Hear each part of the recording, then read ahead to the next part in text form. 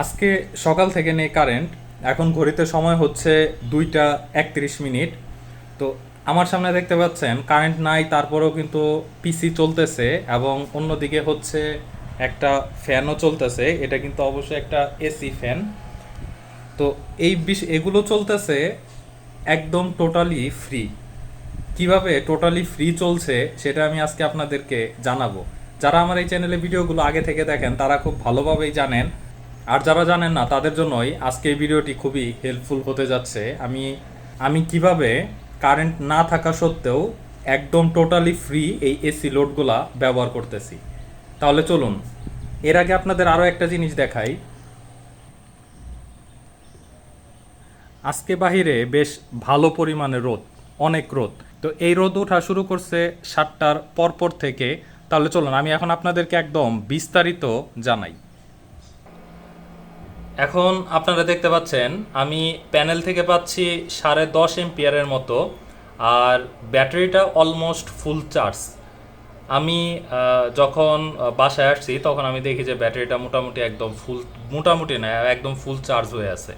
এই যে এটা ব্লিঙ্কিং করতেছিল, এই দেখেন প্যানেল ভোল্টেজ এখন 14.1-এ আছে, আর পিভি থেকে আসতেছে 10.1 এম্পিয়ার, আর লোডে আমার জিরো আছে। আমি যেহেতু আইপিএস এর মাধ্যমে এগুলো চালাচ্ছি, সোলার থেকে ডিরেক্ট আইপিএস এ, আর এই যে আপনারা দেখতে পাচ্ছেন এখানে আইপিএস এর লাইনটা কিন্তু অফ করা।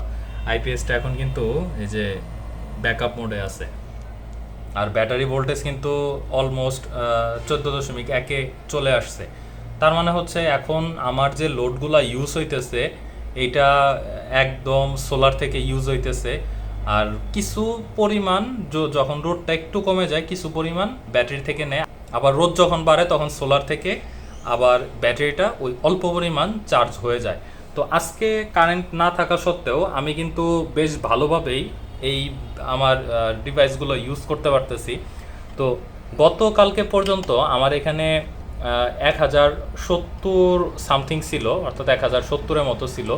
তো এখন পর্যন্ত আমার ব্যাটারি যদি আরও খালি থাকতো তাহলে এম্পিয়ার এখানে আরও বেশি আসতো।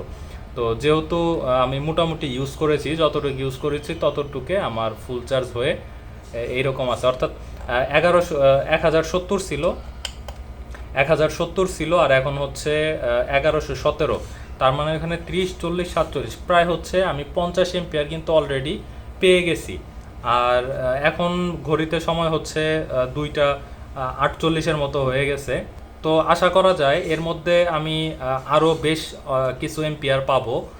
তো পরবর্তীতে কারেন্ট আসলে আমার ব্যাটারি আর আইপিএস এ চার্জ করবে না, কারণ অলরেডি ব্যাটারিটা ফুল চার্জ হয়ে আছে। তো এখন আপনারা দেখতে পাচ্ছেন দেখতে দেখতে কিন্তু এম্পিয়ার একদম 2.5-এ নেমে গেছে, অর্থাৎ এখন একদম আলোটা কমে গেছে, রোদটা একদম কমে গেছে। আবার যখন রোদ উঠবে তখন আবার দেখা যাবে এখানে এম্পিয়ারটা অনেক দ্রুত বেড়ে গেছে। তো এইরকমভাবেই মূলত হচ্ছে আমার এসি সিস্টেমগুলো চলে, অর্থাৎ এখন আমার দরকার হচ্ছে সাপোজ 9 এম্পিয়ার বা 8 এম্পিয়ার। এখন প্যানেল থেকে পাচ্ছে 2 এম্পিয়ার, বাকি 6 এম্পিয়ার শর্ট। এই বাকি 6 এম্পিয়ার নিচ্ছে এই ব্যাটারি থেকে।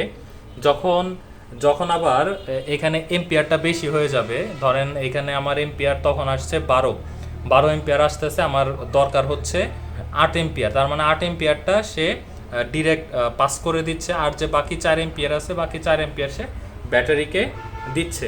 আর ব্যাটারি যেহেতু ফুল চার্জ হয়ে আছে, এরকম লেনা দেনা করলে দেখা যায় খুব ভালো একটা ব্যাকআপ পাওয়া যায়।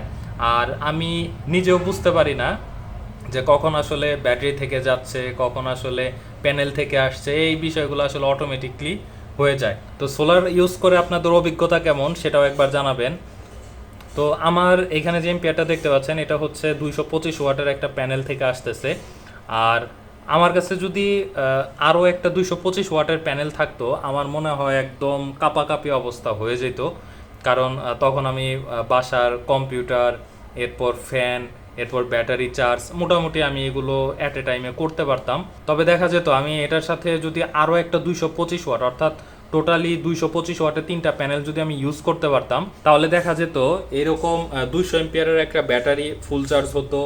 সেই সাথে হচ্ছে আমার যে এসি লোডগুলো আছে আমি এসি লোডগুলো খুব ইজিলি ইউজ করতে পারতাম। তো সোলার প্যানেল এখন তুলনামূলক কম, অর্থাৎ একটা প্যানেল আছে আমার কাছে, যার জন্য আমার লোডটাও আসলে সীমিত বা আমার সীমিতভাবে ব্যবহার করতে হচ্ছে। তো পরবর্তীতে প্ল্যান আছে আমি বেশ আরও কয়েকটা প্যানেল অ্যাড করব, সেটাও আমি ধাপে ধাপে আপনাদের সাথে শেয়ার করব। আর আপনারা দেখতে পাচ্ছেন এখন কিন্তু রোদ আবার উঠে গেছে। তো রোদ ওঠার ফলে এখানে ভোল্টেজটাও বেড়ে গেছে এবং সেই সাথে কিন্তু এম্পিয়ারটাও এখানে 11+ উপরে চলে আসছে। এই যে 11 এম্পিয়ার এখন আছে। তো এখন 11 তো দরকার নাই, এখন আমার লোডে হয়তো 8 থেকে 9-এর মতো দরকার, আর বাকিগুলো এখন ব্যাটারিতে যাচ্ছে, যার জন্য ব্যাটারিটাতে এই যে ভোল্টেজ কিছুটা বেড়ে গেছে। তো ভিডিওটি কেমন লাগলো সেটা অবশ্যই একবার কমেন্টে জানাবেন। আর আপনারা কারা কারা এরকম সেট করতে চান, আর আপনাদের মাঝে যদি কারো কোনো প্রশ্ন থাকে সেটা অবশ্যই একবার কমেন্টে জানাবেন, আমি অবশ্যই আপনাদের কমেন্টে রিপ্লাই দিব।